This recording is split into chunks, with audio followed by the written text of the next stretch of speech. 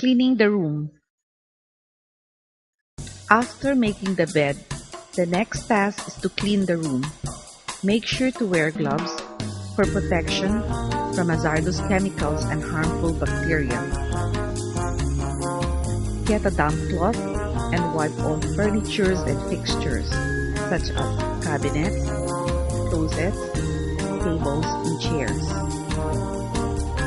Make sure you have wiped everything inside the room.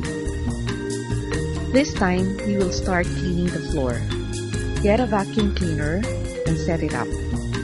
Remember to start from the farthest corner of the room and vacuum towards the door.